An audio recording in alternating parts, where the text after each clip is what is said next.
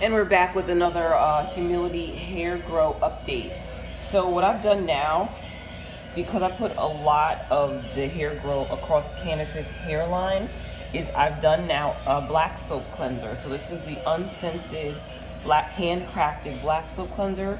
We do make our cleansers with distilled water and spring water only, never tap water. So just remember, if your waters don't say distilled, spring, artesian, or purified or something like that, usually it's tap water, and you just want to be careful of that source because tap water has calcium chloride in it, sometimes at high levels, which makes hair crunchy.